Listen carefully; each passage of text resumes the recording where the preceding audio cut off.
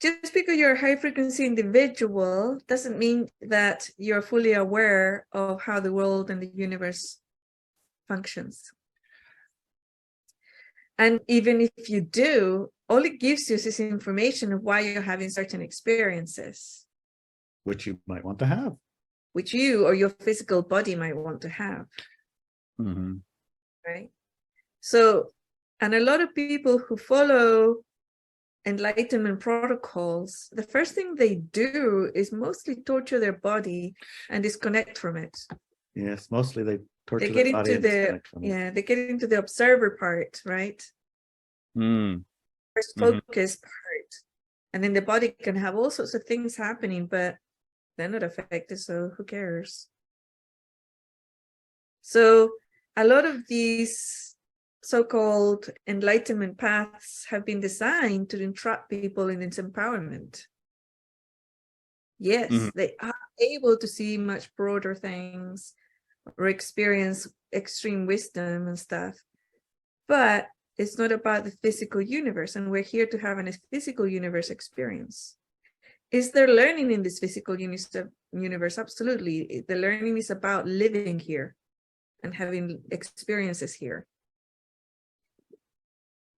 Okay, so from that perspective, do these people get sick? Some of them do, yes. Some of them don't. And it's all a matter of communication, experience choices, and exit points. And it has to do with your physical body. I would say 99% of it has to do with your physical body. Okay. So when I was a tiny little kid, I remember it was about 3 years old. And I kept getting sick.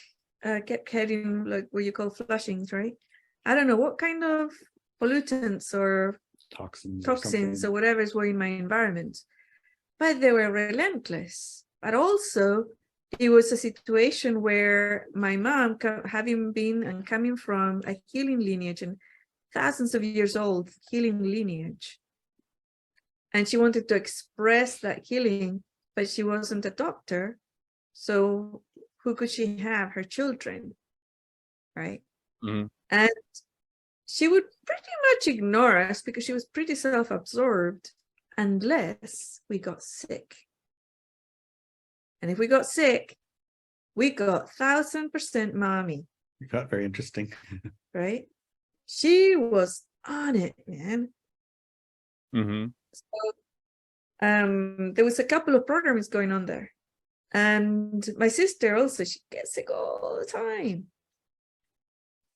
And I remember I was sitting, I think it was like sitting in the yard with blankies and thermometer and all sorts of things. And it was really small. I was like 3 years old.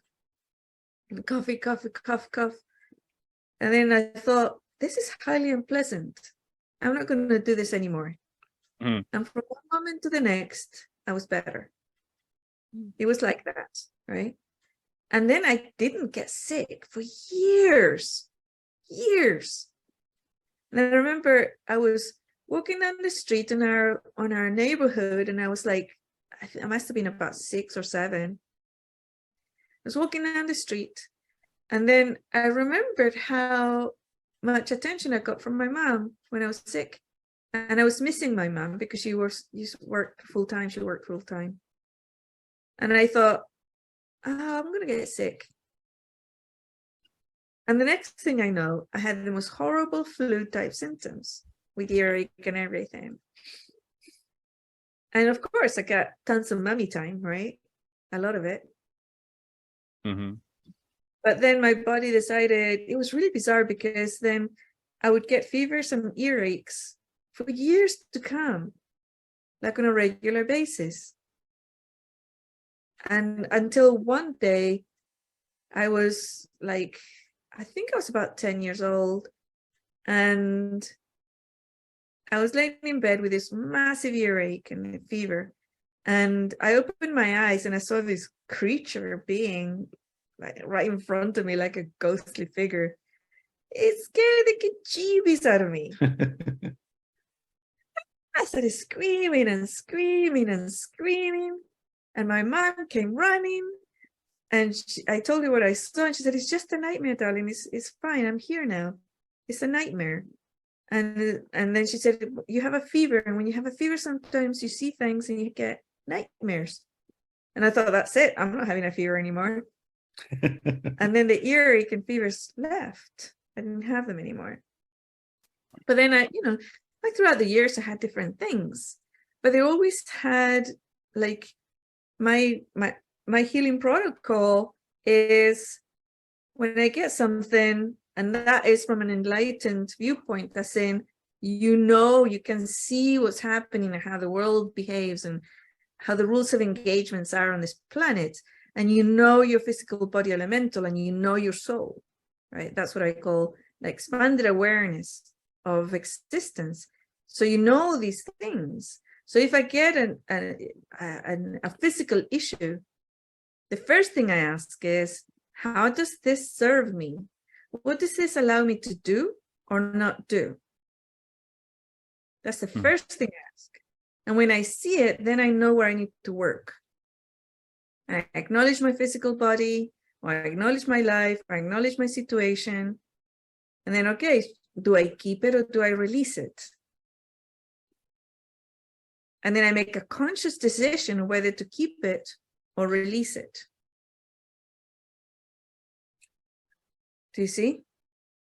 Yes. So from an enlightened viewpoint, that's why we are still using this sickness thing as a communication system with ourselves, with our environment, with our people, with our life, primarily with our physical body elemental. But it's a communication system. It's not like a passive thing.